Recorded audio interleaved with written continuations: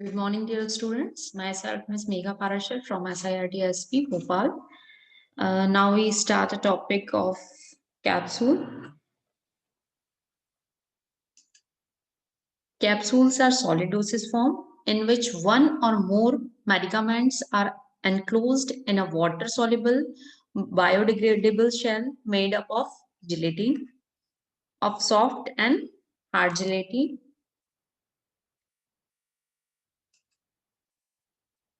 Hard shell capsules, which are typically made using gelatin and contain dry powder ingredients. These are made in two halves, lower diameter, that is the body part filled by a powder, and then sealed using a higher diameter cap. Means जो body part होता है जिसके हम अंदर हम जो powder है जो इंग्रेडिएंट है हमारा वो फिल करते हैं वो बॉडी पार्ट कहलाता है और जो कैप पार्ट होता है वो उसका डायमीटर ज्यादा होता है in comparison to body part. तो हम जो कैप्सूल है उसको टू पार्ट्स में डिवाइड करते हैं, one is body and other is cap.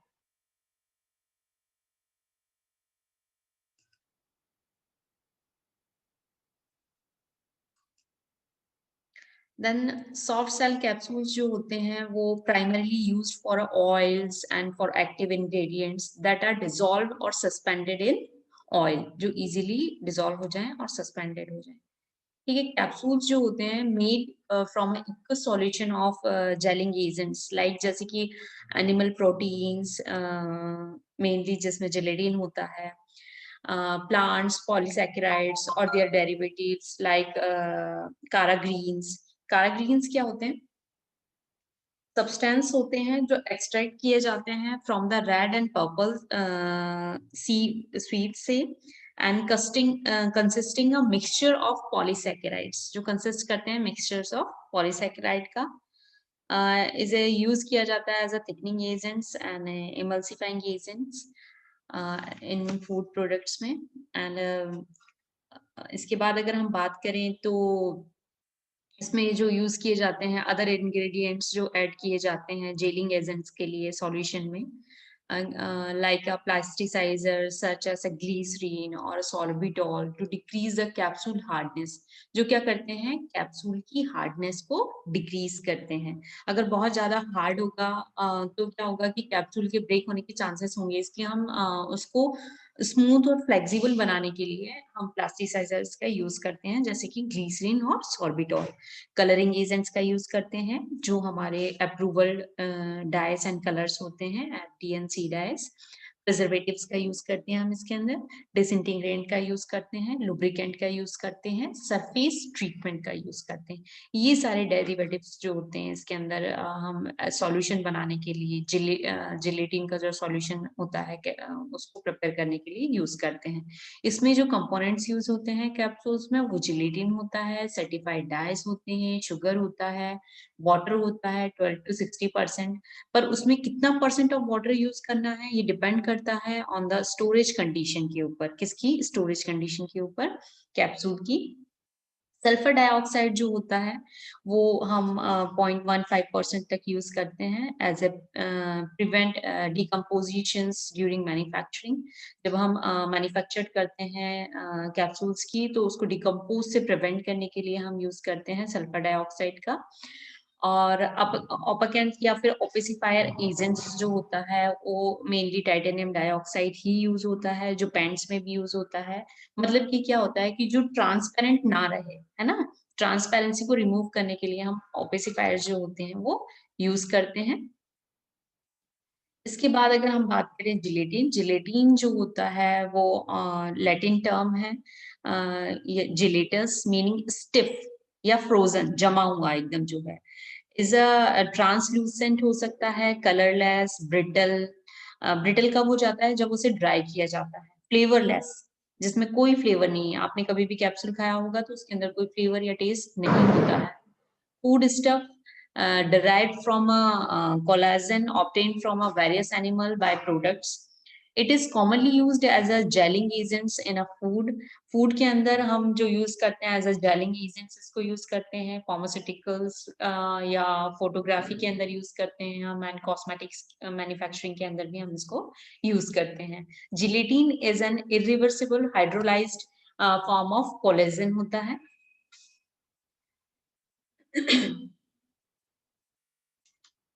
के बाद हम टाइप्स ऑफ जिलेटिन की बात करें तो derived from acid treated precursors that exhibits an isoelectric point at pH 9, जिसका आइसोइलेक्ट्रिक पॉइंट कितना होता है, 9 होता है। ये जो टाइप ए जिलेटिन होते हैं वो ड्राइव किए जाते हैं फ्रॉम एसिड ट्रीटेड ट्रीटमेंट से इसको बनाया जाता है, जिसका आइसोइलेक्ट्रिक पॉइंट जो होता है वो पीएच 9 होता है। It is manufactured mainly from animal bones, जिसको किससे बनाया जाता है, एनिमल बोन्स से बनाया जाता है। टाइप 2 की बात अगर हम करें तो derived from alkali treated precursors that exhibits an isoelectric point at pH 4.7.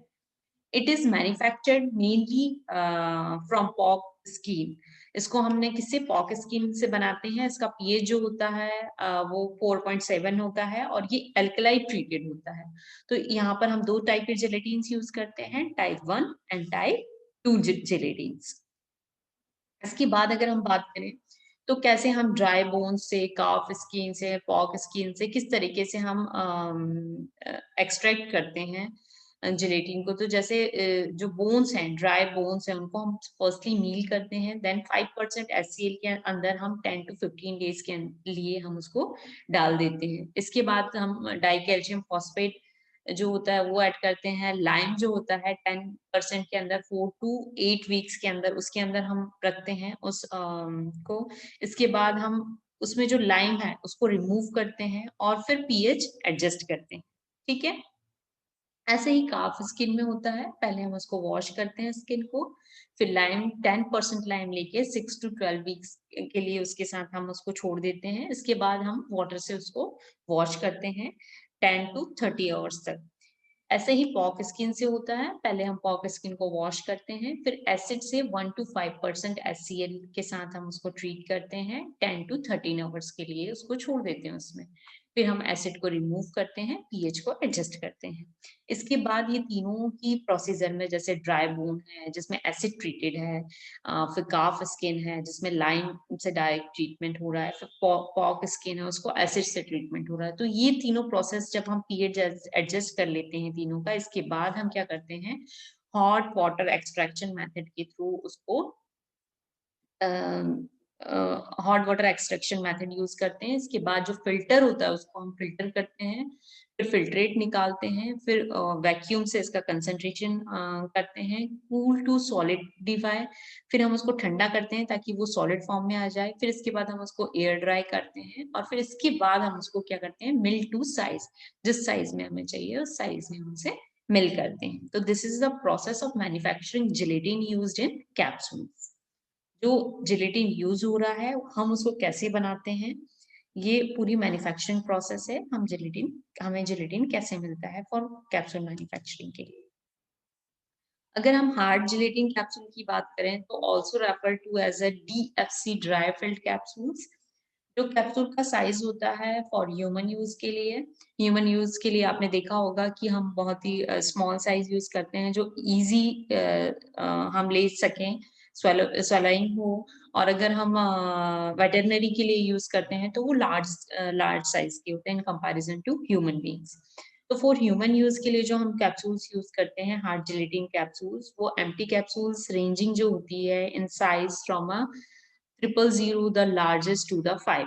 यहाँ आप देख रहे होगे पिक्चर में कि इसमें 000 है। 000 जो है वो सबसे लार्ज साइज है, मतलब जितने ज्यादा जीरो उतना बड़ा साइज और जितनी ज्यादा नंबर उतना छोटा साइज। फिर आप देख रहे होगे यहाँ पर उससे स्मॉल है इन कंपैरिजन टू 000, 00, 10, 1, 2, 3, 4, 5। इस तरीके से जो नंबर 5 का कैप्सूल है वो बहुत ही स्मॉल है इन कंपैरिजन टू 000 नंबर। और ह्यूमन यूज के लिए एम्प्टी कैप्सूल, जनरली जो एनकैप्सुलेट्स होते हैं between 65 mg to 1 gram of powder material के लिए होते हैं।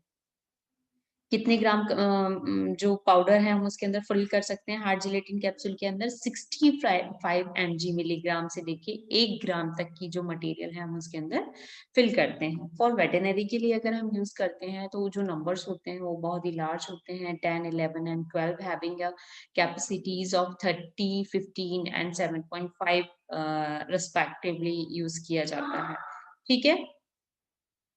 इसके बाद अगर हम बात करें तो mg of aspirin and ml of liquid में अगर बात करें तो इन सब की कैपेसिटी जो होती है साइज वाइज अगर हम देखें तो ऑब्वियसली बात है कि जो बड़ा कैप्सूल है 000 नंबर की उसकी कैपेसिटी ml में भी ज्यादा होगी, और अगर हम सॉलिड फॉर्म में, लिक्विड फॉर्म में, सॉलिड फॉर्म में, तो दोनों ही फॉर्म में उसकी कैपेसिटी जो होगी वो ज्यादा होगी in comparison to number of 5। के बाद हम बात करें एडवांटेजेस ऑफ कैप्सूल्स, तो ease of use due to the fact that is it is smooth, slippery and easy to swallow. मतलब ये क्या होता है, आपने कभी भी देखा होगा कि टैबलेट को लेने की बजाय कैप्सूल लेना ज्यादा इजी होता है क्योंकि ये स्लिपरी होता है, तो इजी टू स्वेलो होता है। Suitable for substances having bitter taste and unpleasant order, जो भी बिटर टेस्ट के मेडिकामेंट्स होते हैं और अनप्लीजेंट ऑर्डर के होते हैं उनको मास्क करने के लिए होता है। As produced in a large quantity, it is economic, attractive and available in wide range of colors. ये बहुत सारे कलर्स में अवेलेबल होता है, अट्रैक्टिव अपीयरेंस होता है और ये इकोनॉमिक भी होता है, बहुत ज्यादा कॉस्टली नहीं होती है इसके मैन्युफैक्चर। मिनिमम एक्सीपिएंट्स जो होते हैं वो रिक्वायर्ड रहते हैं, बहुत ज्यादा एक्सीपिएंट्स की जरूरत इसमें नहीं है। लिटिल प्रेशर जो है वो रिक्वायर्ड रहता है to compact the material, material को कॉम्पैक्ट करने के लिए बहुत ज्यादा आपको प्रेशर की जरूरत नहीं है, इसमें आपको लिटिल कॉम्पैक्ट की जरूरत है। यूनिट डोसेज फॉर्म होता है, ये आपको पता है। Easy to store and transport होता है, इसको स्टोर करना भी इजी है एंड ट्रांसपोर्ट करना भी इजी है because of unit dosage form and solid dosage form. Disadvantage जो होते हैं ऑफ कैप्सूल्स के, not suitable for highly soluble substances, बहुत ज्यादा सॉल्युबल सब्सटेंस के लिए ये सुटेबल नहीं है, जैसे कि potassium chloride, potassium bromide, ammonium chloride. It's not suitable for highly efflorescent और डीलिक्विसेंट मटेरियल्स के लिए भी ये सुटेबल नहीं है। Specially conditions are required for storage, special condition के अंदर ही इसको स्टोर किया जाता है। इसके बाद अगर हम बात करें manufacturing of hard gelatin capsules, तो इसमें बहुत सारी स्टेप्स जो हैं वो इन्वॉल्व हैं, जैसे कि dipping, spinning, drying, stripping, trimming and joining and polishing. ये सारी स्टेप्स जो होती है वन बाय वन जो होती है वो इंक्लूड होती है manufacturing of hard gelatin capsules. इसके बाद अगर हम देखें इस डायग्राम में तो आपको दिखाई देगा कि किस तरीके से डिपिंग होती है, मतलब यहाँ पर जो जिलेटिन का सॉल्यूशन है वो होता है, और ये जो आपको स्पाइंस दिख रहे हैं ये स्टेनलेस स्टील के बने हुए होते हैं जिसको हम सॉल्यूशन के अंदर डिप करते हैं। ठीक है, तो डिपिंग होती है, ये एक एसएस का कंटेनर होता है और ये एसएस से बनी हुई पेन्स होती हैं जिनको हम डिप करते हैं, और ये वन बाय वन जो होता है फॉर्म में एक बॉडी और कैप पार्ट में ही पूरा ये हमारा मोल्ड होता है जो अवेलेबल होता है। फिर स्पाइनिंग की जाती है, स्पाइनिंग करने से क्या होता है कि जो सारा आपने सॉल्यूशन डिप किया है तो वो कहीं आपके टॉप या बॉटम में कहीं ज्यादा या कहीं कम जो है उसकी थिकनेस की वजह से उसका जो वेट वेरिएशन या एक्यूरेसी ऑफ कंटेंट है वो बनी रहे, इसलिए ये स्पाइनिंग की जाती है। ऐसे ऐसे घूमता रहता है, ये स्पाइन करता रहता है जिससे कि जो लिक्विड है वो इक्वली डिस्ट्रीब्यूट हो जाए इन पूरे स्पाइन के ऊपर, जो भी हम यूज कर रहे हैं यहाँ पर मॉल्ड्स उसके ऊपर। इसके बाद हम उसको ड्राई करते हैं, ड्राइंग करने के बाद में ये इस तरीके से आपको मिलेंगे, एक एक करके अलग हो जाते हैं। इसके बाद हम देखते हैं कि यहाँ पर स्ट्राइपिंग होती है, स्ट्राइपिंग में हम देखते हैं कि यहाँ पर इस तरीके से कैप पार्ट और बॉडी पार्ट को निकाला जाता है, फिर इसकी कटिंग की जाती है। अगर ये इक्वल नहीं है, कहीं ज्यादा या कहीं कम है, तो इक्वली करने के लिए इसको कटिंग की जाती है, इक्वल साइज में बनाने के लिए। इसके बाद इसकी ज्वाइनिंग की जाती है। ज्वाइनिंग कैसे करते हैं, ये हो गया कैप पार्ट और ये हो गया बॉडी पार्ट, इन दोनों को मिला के इसके अंदर डाला जाता है। ठीक है, तो फाइनली हमें जो प्रोडक्ट है वो मिल जाता है। इस तरीके से हम जो जिलेटिन सॉल्यूशन से एम्प्टी जिलेटिन कैप्सूल जो होते हैं वो प्रिपेयर करते हैं। इसके बाद डिपिंग प्रोसेस, जैसे कि अगर मैं आपको डिस्क्रिप्शन में बताऊं कि pairs of a stainless steel pins जो होती है पेयर फॉर्म में होती है, एक कैप होता है और एक बॉडी पार्ट होता है, ऑलरेडी वो ऐसे साइमल्टेनियसली होती है। ठीक है, तो स्टील पिंस होती हैं जिसको डिप्ड किया जाता है in a solution to simultaneously form the caps and bodies. The dipping solution जो होता है वो मेंटेन होता है at a temperature of about 50 degree centigrade in a heated jacket dipping pan. मतलब जो हीटिंग प्रूफ हो ऐसे जैकेट पैन के अंदर उसको डिप किया जाता है, जिसका टेम्परेचर जो होता है 50 डिग्री सेंटीग्रेड रखा जाता है। स्पाइनिंग जो होता है, जो पिंस होती हैं रोटेट किए जाते हैं to distribute the gelatin over the pins, pins के ऊपर इक्वली डिस्ट्रीब्यूट हो जाए gelatin uniformly, and to avoid the formation of a bead at the capsule bed at the capsules of end, मतलब जो एक बेड फॉर्मेशन ना एकदम वैसी इक्वली डिस्ट्रीब्यूशन हो उसका, कहीं कम या कहीं ज्यादा ना हो, लेयर कहीं मोटी या कहीं पतली ना हो, इक्वली डिस्ट्रीब्यूशन ऑफ जेलेटिन हो, जिससे कि एक जैसा डायमीटर हो, थिकनेस हो। ड्राइंग की बात अगर हम करें तो जेलेटिन जो होता है is a dry by a blast of cool air, मतलब हॉट एयर से नहीं, इसको कूल एयर से हम कूल करते हैं जिससे कि वो ड्राई हो जाए। A form of hard shell, the pins are move through a series of air drying to remove water. ठीक है, उससे जो एक्सेस ऑफ वाटर होता है वो भी रिमूव हो जाता है। स्ट्रैपिंग जो होती है is a series of bronze jaws strip the cap and the body portion of the capsule जो होता है फ्रॉम द पिंस में स्ट्रैपिंग होती है। ठीक है, इसके बाद होता है ट्रिमिंग एंड जॉइनिंग। ट्रिमिंग मतलब मैंने बता दिया कि कहीं लार्ज कहीं जो पार्ट है तो उसको प्रॉपर्ली ट्रिम इक्वल साइज में ट्रिम किया जाता है। The strip cap and body portions are trimmed to the required length by a stationary knives and after trimming to the right length, जब हमें एक राइट लेंथ मिल जाती है तो कैप और बॉडी पोर्शन जो होता है उसको ज्वाइंट किया जाता है and ejected from the machine. फिर इसके बाद मशीन में एजेक्टेड किया जाता है। इसके बाद जो फाइनल स्टेप होती है वो पॉलिशिंग होती है, pan polishing, cloth polish, dusting and brushing होती है। ये तीन प्रोसेस जो होती है पॉलिशिंग में इन्वॉल्व होती है। पेन पॉलिशिंग में क्या होता है, एसिला कॉटा पेन जो होता है इज यूज किया जाता है टू डस्ट एंड पॉलिश के लिए, डस्ट मतलब डीडस्टिंग के लिए। कैप्सूल्स जो होते हैं रब्ड किए जाते हैं क्लॉथ के साथ में, बहुत ही सॉफ्ट क्लॉथ होता है, and capsules are feed under soft rotating brush, और उसको फीड फीड किया जाता है सॉफ्ट रोटेटिंग ब्रश, जो रोटेट करते हुए सॉफ्ट ब्रिसल्स के ब्रश होते हैं उनके अंदर, कि वो डीडस्ट किए जाएं और उससे उनकी शाइन जो हो वो इम्प्रूव हो। प्रॉपर पॉलिश का ये लास्ट स्टेप है। ठीक है, during the production, the thickness of the capsule wall is controlled by the viscosity। जो प्रोडक्शन होता है, प्रोडक्शन के दौरान थिकनेस होती है कैप्सूल की कंट्रोल की जाती है विस्कोसिटी ऑफ लिक्विड से। ऑब्वियसली बात है, जब लिक्विड हमारे पास ज्यादा विस्कस होगा तो हमारे पास जो सेल्स होंगी वो बहुत ही ज्यादा, वॉल जो होंगी, कैप्सूल वॉल जो होंगी वो बहुत ही थिक होंगी, और अगर वो बहुत ज्यादा पतला होगा तो वो प्रॉपर जो थिकनेस में हमें चाहिए वो नहीं मिलेगी। तो उसकी कंसिस्टेंसी को हमें मेंटेन करना बहुत जरूरी है। ऑफ द जिलेटिन सॉल्यूशन की speed and time of the dipping भी बहुत जरूरी है, क्योंकि अगर हमने बहुत टाइम तक डिप किया तो बहुत ही क्लियर जम जाएगी। कम टाइम के लिए अगर हमने डिप किया तो वो प्रॉपरली जिस शेप में जिस फॉर्म में हमें चाहिए वो बनेगा ही नहीं इक्वल फॉर्म में। तो स्पीड मेंटेन करने से ही डिपिंग जो है मशीन की वो एक एक्यूरेट टाइम पर रहेगी। अगर हम एम्प्टी कैप्सूल्स की बात करें, should not be subjected to temperature ever 38 degree centigrade. तो एम्प्टी कैप्सूल के लिए अगर हम बात करें तो 38 डिग्री सेंटीग्रेड से ज्यादा नहीं होना चाहिए। Might destroy the capsule shell such that they can not be handled in the filling equipments. Filling equipment के द्वारा अगर इससे ज्यादा टेम्परेचर होगा तो वो फिलिंग इक्विपमेंट के द्वारा उस हैंडल नहीं की जाएगी फिर। तो एम्प्टी कैप्सूल्स जो होते हैं should maintain moisture contain between 12 and 15%, 12 से लेके 15% तक मॉइस्चर कंटेन होता है उनके अंदर। बिलो 10% जो होता है that they become brittle, above 16% they might increase in size. तो अगर वो 10% से कम है तो वो ब्रिटल हो जाएंगे, अगर 16% से ज्यादा है तो इंक्रीज इन साइज हो जाएंगे। तो इसकी वजह से हमें बहुत सारी प्रॉब्लम्स फेस करनी पड़ेगी इन फिलिंग इक्विपमेंट में, है ना। क्योंकि वो बहुत ज़्यादा फ्लेक्सिबल हो जाएँगे अगर ज़्यादा मॉइस्चर कंटेंट रहेंगे, प्रॉपर शेप में नहीं रहेंगे, तो वो साइज़ बड़ा-छोटा हो जाएगा जिसकी वज़ह से उनकी प्रॉपर कैपिंग, प्रॉपर फिलिंग ये सारी चीज़ें सीलिंग ये सारी चीज़ें नहीं हो पाएँगी।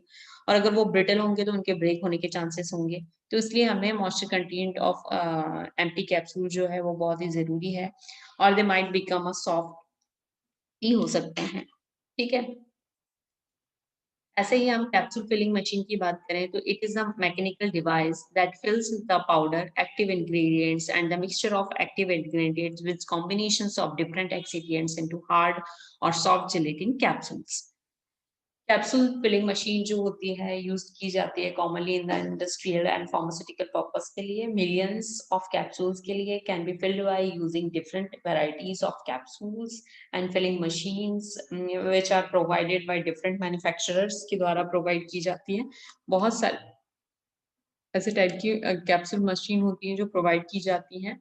हार्ड कैप्सूल फिलिंग मशीन जो होती है बेंच स्केल फिलिंग होती है फॉर स्मॉल स्केल फिलिंग के लिए एंड इंडस्ट्रियल स्केल फिलिंग के लिए जो होती है comes in a very shapes and size different different shape and size की मशीन जो होती है वो अवेलेबल होती है। अगर हम स्मॉल स्केल की बात करें तो मैनुअल फिलिंग मशीन होती है जिसको हम फैटॉन कैप्सूल फिलिंग मशीन कहते हैं। अगर हम इंडस्ट्रियल स्केल की बात करें तो सेमी ऑटोमेटिक मशीन होती है और फुली ऑटोमेटिक मशीन होती है। 2 तरीके से मशीन जो होती है वो अवेलेबल होती है लार्ज स्केल प्रोडक्शन के लिए। At a present about 9 manufacturer companies जो होती हैं supplies the capsules filling machines with different models. The following famous companies which provide capsules filling machines are Ellie and Lilly बहुत ही famous है जिसकी mostly बहुत ज़्यादा सबसे ज़्यादा जो फिलिंग मशीन्स हैं वो अवेलेबल है एली एंड लिली की।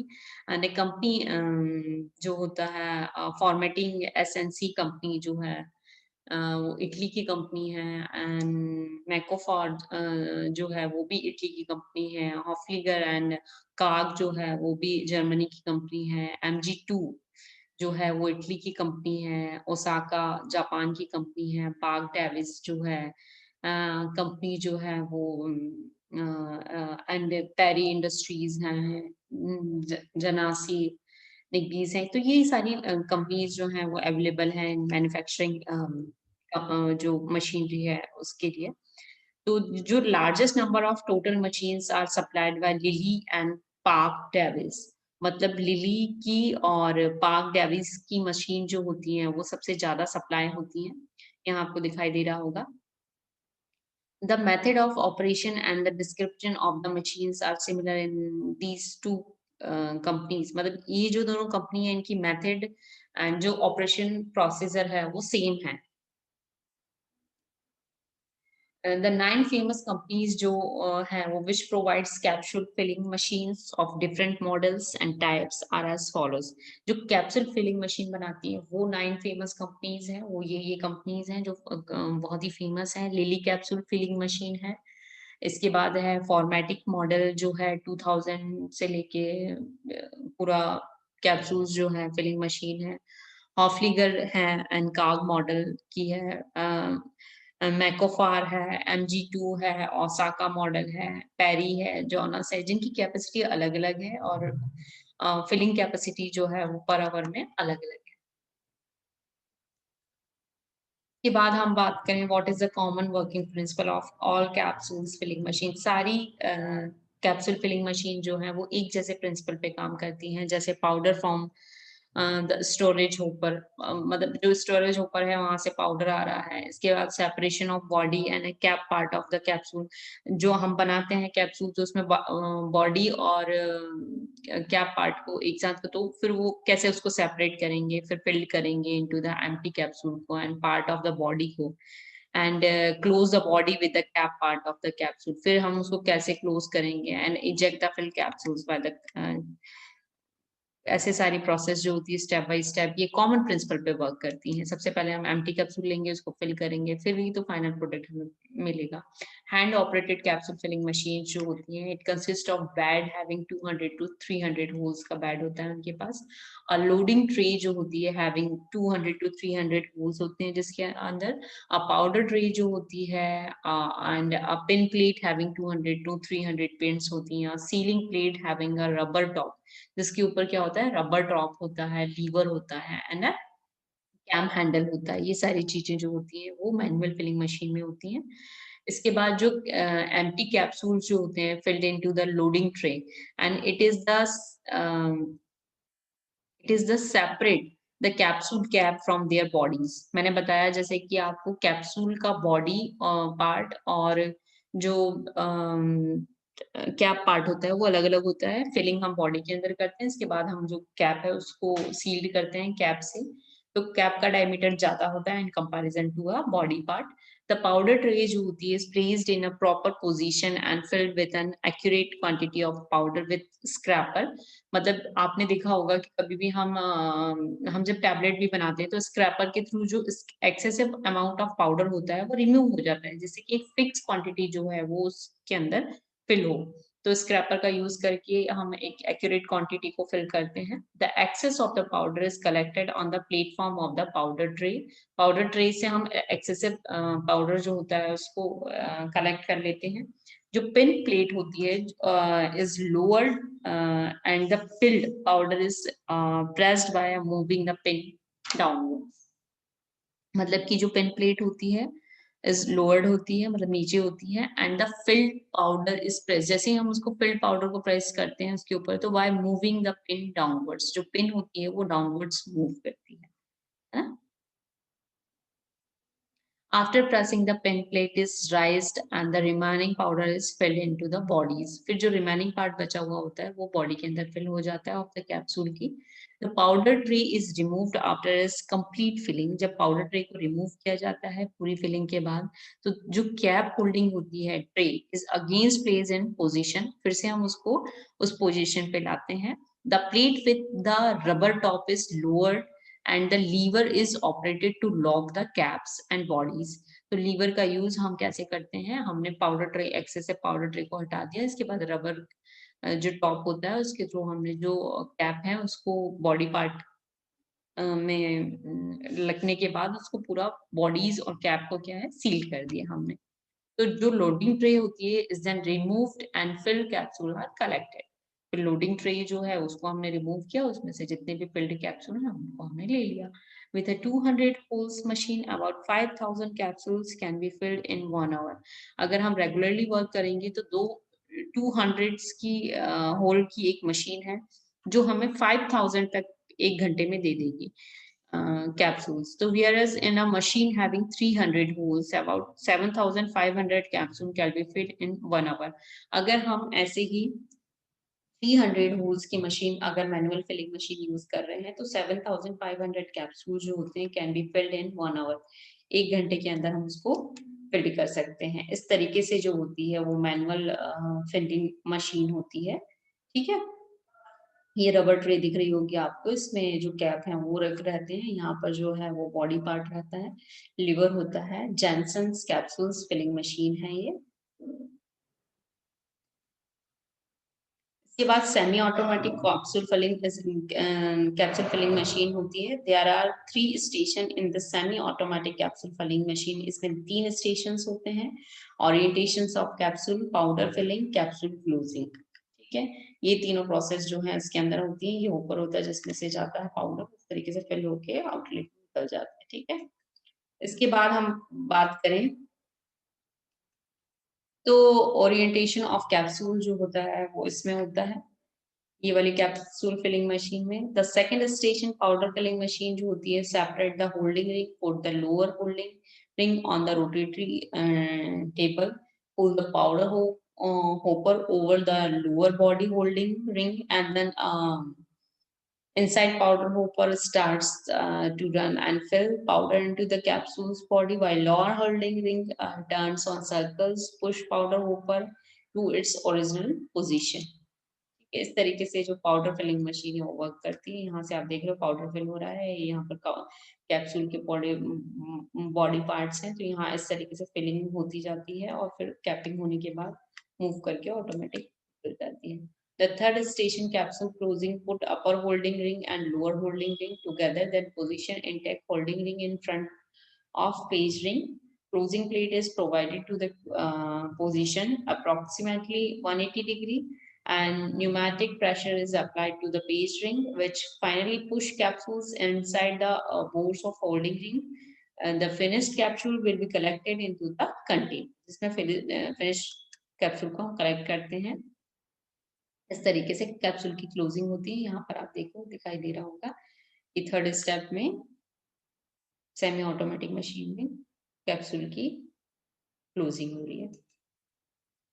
लिली एंड पार्क डेविस की मशीन जो होती है वो सिमिलर प्रिंसिपल पे वर्क करती है और उनकी प्रोसेसिंग एकदम लगभग सेम होती है। स्टोरेज होपर जो होता है जिसके अंदर हम पाउडर जो है वो स्टोर करते हैं। रेक्टिफाइंग यूनिट आपको दिखाई दे रही होगी यहाँ पर।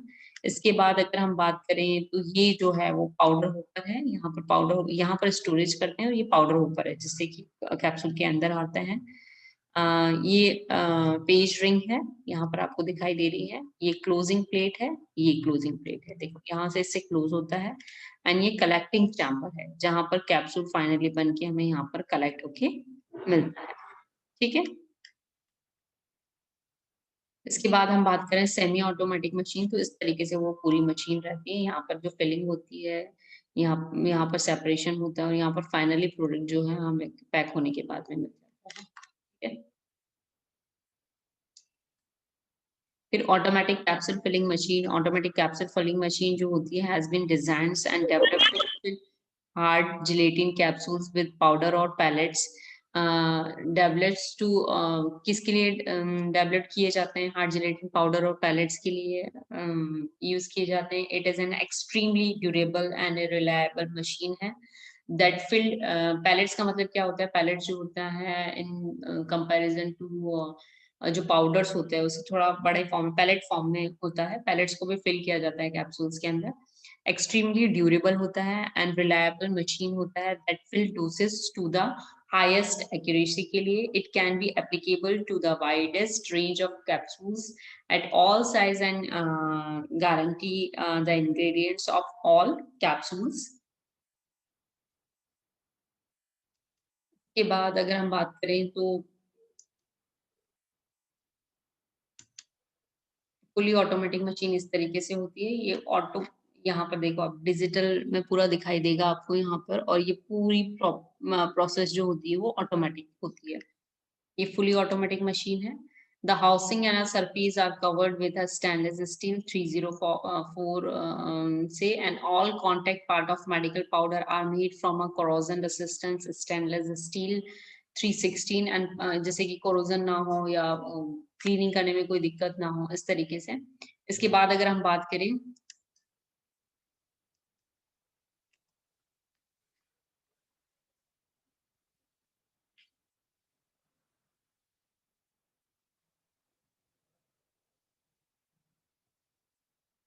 इसके बाद अगर हम बात करें तो parts are made by a CNC computer machine. All parts are standardized and easy to substitute, capable of filling 6 capsules at a time with a operating form of 10 station accurate operations for orientations or opening, filling, joining and ejecting of the capsules. सबसे पहले क्या होगा? Opening होगी, capsule जो दो part में है वो होगा, फिलिंग होगी, फिर ज्वाइनिंग होगी, फिर इजेक्शन होगा ऑफ कैप्सूल्स का। कंपलसरी स्पाइरल फीडिंग जो होती है इन द पाउडर ऊपर to ensure powder feeding and filling. Dual capsules opening design to ensure all capsules are open. Electrical impact protection device to prevent any further damage. The machine will stop automatically in the event of collisions.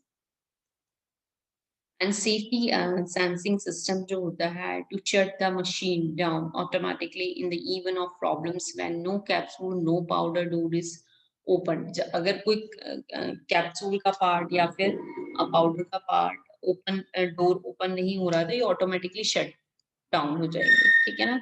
And abnormal load for the machine are detected. अगर कोई abnormal load है, कभी कम या ज्यादा है या extra dose है, load है, तो वो डिटेक्ट कर लेगी और आपको डिजिटल उस पे डिवाइस पर बता देगी।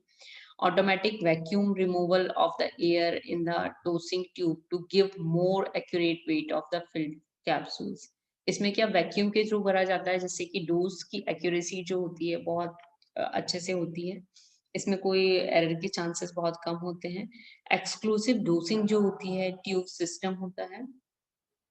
Temperature of the powder will not rise during the filling process. कभी भी आप मैकेनिकल की वजह से आपने कभी देखा होगा कि मशीन में कभी टेम्परेचर जो है वो राइज हो जाता है, तो इसमें चांसेस बहुत ही कम होते हैं। ये टेम्परेचर मेंटेन करती रहती है। Adjustable compression piston in dosing to adjust the powder volume without change parts. इसमें हमें कोई भी पार्ट चेंज करने की जरूरत नहीं है। हम कंप्रेशन का जो पिस्टन है उसके थ्रू हम एडजस्टेबल है डोजिंग, मतलब जो भी पाउडर हम फिल कर रहे हैं उसकी डोजिंग को हम एडजस्ट कर सकते हैं कंप्रेसर। ठीक है, तो फॉर्मेटिक एसएनसी है ये। फॉर्मेटिक offers 3 models of filling equipment model capacity. अलग अलग है इसमें। जो मॉडल है 2000 बाय 15 जो है जिसकी 40,000 कैप्सूल्स पर आवर की कैपेसिटी है। अगर 2000 बाय 30 की अगर हम बात करें तो 80,000 कैप्सूल्स पर आवर है। 2000 बाय 60 की बात करें मॉडल नंबर की, तो वो 16 मतलब 1,60,000 कैप्सूल्स पर आवर जो है उसकी मैन्युफैक्चरिंग कैपेसिटी है। इसके बाद अगर हम बात करें हॉफलिंगर एंड काग की बात करें तो एच एंड के line consisting basically of 4 machine models हैं, जो GKF 303 602 1500 एंड 2500 इज अवेलेबल। के बाद अगर हम बात करें एम्प्टी कैप्सूल के एच एंड के मॉडल JKF 602 जो है, तो इसमें हम देखते हैं कि एम्प्टी कैप्सूल जो है वो इस तरीके से स्टोरेज होपर में स्टोर होते हैं। ये रेक्टिफायर है, ये बल्क पाउडर स्टोरेज होपर है, जब ज्यादा बल्क में हमें स्टोर करना है। कैप्सूल बॉडी ट्रांसपोर्ट सेगमेंट है, यहाँ से कैप्सूल बॉडी जो होती है वो ट्रांसपोर्ट होती है। ये क्लोजिंग स्टेशन है, यहाँ पर जाके क्लोज होता है। इसके बाद अगर हम फिल कैप्सूल इजेक्शन स्टेशन, तो ये सारी प्रोसेस जो है वन बाय वन इस तरीके से डिफरेंट पार्ट्स के द्वारा होती है।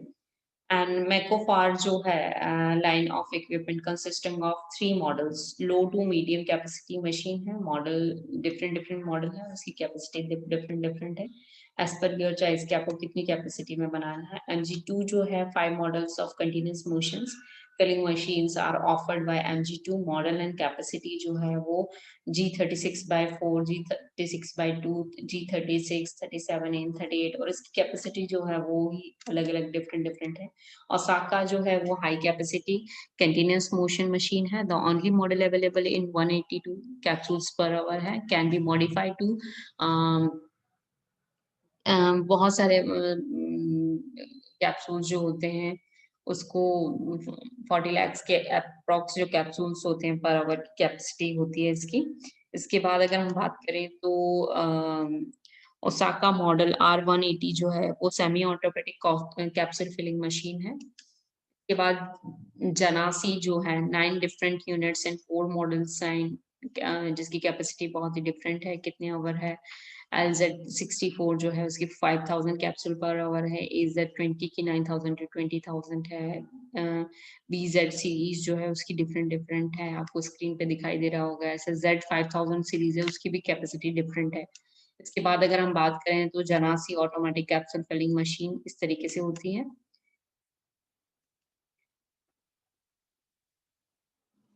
Thank you very much.